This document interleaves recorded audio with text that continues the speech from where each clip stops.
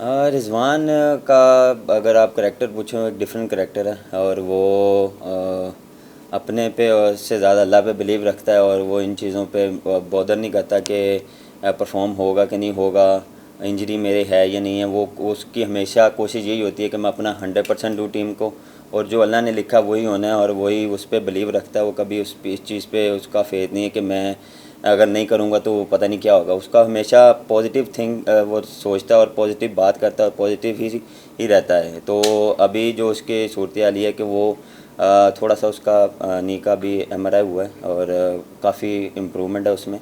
तो इंशाल्लाह अभी सिटी स्कैन होगा और उसके बाद फिर हम डिसाइड करेंगे कि वो कहाँ पे स्टैंड कर रहा है। तो राइट ना उसकी जो मेरी उसकी बात हुई है वो काफ़ी अच्छा फील कर रहा है।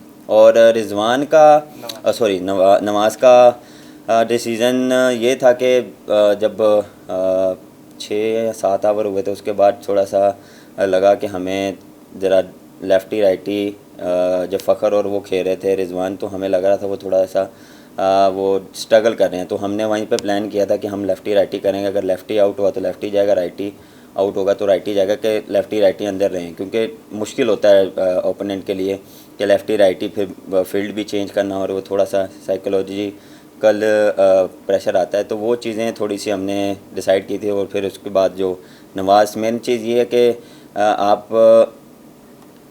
चांस लेते हैं, लेकिन जो वेल अब एज अ प्लेयर आप चांस अवेल करते हैं वो प्लेयर पे होता है, जिसना उसने एग्जीक्यूट किया प्लान, जो जिसना उसने अपनी गेम दिखाई। तो वो मुझे उस पर बिलीव था, क्योंकि वो चीज़ अप्लाई नहीं कर पा रहा था, उसको वैसी बैटिंग नहीं मिली थी, वैसी उसको अपॉर्चुनिटी नहीं मिली थी। जब उसको अपॉर्चुनिटी मिली उसने अवेल की। तो बाबर, आपने वैसे तो बहुत सारी फतवात सुनी थी एज अ बैटर भी और एज अ कैप्टन भी, बट ट्रॉफ़ी आप अभी तक नहीं जीत पाए। तो एशिया कप की ट्रॉफ़ी उठाने के लिए कितना पूरा जमा है? जी बिल्कुल। देखें, हर बारी एज अ कप्तान यही होता है कि आप ट्रॉफ़ी उठाएं, और इसके लिए आपको पूरा हार्ड वर्क चाहिए। ये नहीं है कि बोलने से ट्रॉफ़ी उठ जाती है, लेकिन ये है कि मैचेस जीतने पड़ते हैं और एफ़र्ट दिखानी पड़ती है, और अल्हम्दुलिल्लाह हम दिखा रहे हैं। और पूरा उम्मीद है हमें एज अ टीम कि हम इंशाल्लाह अपना 100% देंगे। रिज़ल्ट हमारे अल्लाह के हाथ में है और ट्रॉफ़ी हमारे हाथ में होगी तो हम ज़रूर उठाएंगे। सनाउल्लाह और एजाज। बाबर, नसीम शाह को आपने देखा कि इंडियन बैटर्स ने आके अटैक किया, आपके माइंड में था कि वो ऐसा अटैक करेंगे, और अगर नेक्स्ट मैच में भी ऐसा अटैक होता है तो क्या पॉलिसी होगी? दूसरा, रिजवान के बारे में आपने बोल दिया, लेकिन आपने डोमेस्टिक क्रिकेट बहुत खेली है, लीग खेली है, बाहर जाके खेली है, कभी इस टाइप का वारियर या फाइटर क्रिकेटर देखा आपने? हाँ देखें, डेफिनेटली ये बैक ऑफ द माइंड ये चीज़ थी कि वो अटैक करेंगे। और देखें, ये तो T20 की खूबसूरती है कि वो T20 शॉर्ट फॉर्मेट है और उसमें किसी भी बॉलर पे अटैक हो सकता है, और पहले 6 ओवर में आप जितना उसको यूटिलाइज़ कर सकते हैं करें। लेकिन मेरे ख्याल से जिस तरह हमने as a bowling unit come back किया वो हमारे लिए एज अ टीम काफ़ी अच्छा था, और स्पेशली हारिस ने जो फिनिश किया वो बहुत अच्छा था। देखिए, करैक्टर मैंने ऐसा करैक्टर देखा नहीं है रिजवान जैसा, जिस तरह लास्ट टाइम जैसा वर्ल्ड कप में था, जिस तरह उसने अपने आप जो हॉस्पिटल में रह के आया, एक रात रह के आया, लेकिन उसका जो माइंड सेट और वो जो डेडिकेशन थी पाकिस्तान के लिए, कि उसने कहा था नहीं भाई जो मर्ज़ी हो, भाਵੇਂ मैं गिरूँ या मुझे बुखार हो, जो मैंने खेलना है। तो वो एक डेडिकेशन चाहिए होती है, और एज अ कप्तान मेरे लिए तो काफ़ी प्राउड मोमेंट है कि मेरे पास ऐसे वॉरियर हैं कि किसी भी हालत में वो आगे होते हैं, और जब भी जो उनको प्लान दिया जाता है और जो उनको बोला जाता है वो करते हैं। और मेरे लिए तो काफ़ी खुशी की बात है कि मेरे पास ऐसे प्लेयर्स हैं। एजाज। बाबर, नेदरलैंड सीरीज में भी हमने देखा कि आप अर्ली ओवर्स के अंदर एक दो मैचेस में आउट हुए, यहाँ पे भी हमने देखा है। सो बाज़ लोग अब ये इवन हमारे साबिक क्रिकेटर्स भी ये डिस्कस करना स्टार्ट हो गए हैं कि जी हमारे कप्तान को जो है ना वो उसी मोमेंटम में रहना चाहिए जिस मोमेंटम में वो चले आ रहे हैं, क्योंकि हम लोग तवक्को करते हैं कि हर मैच में आप जितवा के दें और 50 करें। तो ये जो आपका 3 मैचेस में ना चलना है, आपके माइंड में आया कि मैं नहीं कुछ कर पा रहा? Sir definitely as a player आपके माइंड में आता है कि आप पे रिस्पॉन्सिबिलिटी है और आप परफॉर्म नहीं कर पा रहे। लेकिन देखें, ये पार्ट ऑफ द गेम है, आप लिख के नहीं लाए कि आप हर मैच में करेंगे। ये क्रिकेट है, ये तो होता रहेगा, ये कभी अप एंड डाउन चलते रहेंगे। कभी मेरे ख्याल से वैगन व्हील एक जैसा नहीं चलता, अप एंड डाउन चीज़ें चलती हैं। तो उसमें आप कितना स्ट्रॉन्ग है, कितना आपको बिलीव है अपने पे, वो आप मैटर करते हैं, और कितना कॉन्फिडेंस है वो अल्हम्दुलिल्लाह उस पर है। मेरा बिलीव, अल्लाह पे बिलीव है मुझे कि जितना जहाँ पे मेरा लिखा है वो होना है, वो कोई भी नहीं रोक सकता। बाकी स्पोर्टिंग तो सब मिलती रहती है, और मेन चीज़ ये है कि एज अ टीम हमारे जो प्लेयर्स हैं वो रिस्पॉन्सिबिलिटी ले रहे हैं। ये नहीं कि मैं नहीं कर रहा तो रिजवान नहीं कर रहा तो कोई भी नहीं कर रहा।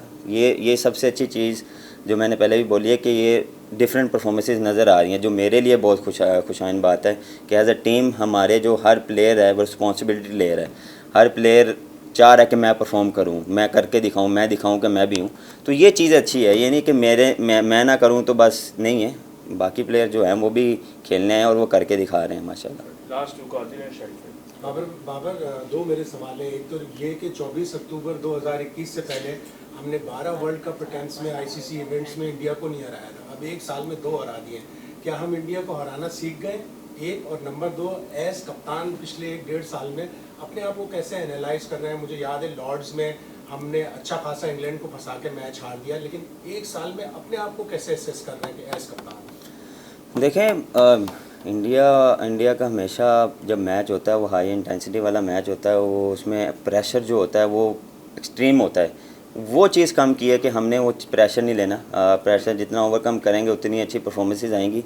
अब ये नहीं कि सीखना, देखो हर दिन आपने सीखना होता है। आप जिस मर्ज़ी टीम के अगेंस्ट हो आपने परफॉर्मेंस अच्छी दिखानी होती है और कोशिश करना होता है कि आप जीतें। तो वो चीज़ हम अप्लाई कर रहे हैं और कोशिश कर रहे हैं कि ये चीज़ कंटिन्यू करें और मज़ीद इसमें हम इम्प्रूवमेंट लाएं। और एज अ कप्तान देखें सर, आप पे जब रिस्पॉन्सिबिलिटी आती है तो आप कोशिश करते हैं कि रिस्पॉन्सिबिलिटी को अच्छे तरीके से निभाएं। और एज अ कप्तान जिस तरह मेरे पास प्लेयर्स हैं वो मेरे लिए काफ़ी हेल्पफुल हैं, और मेरे पास जितने भी हैं मुझे बिलीव है उन पे।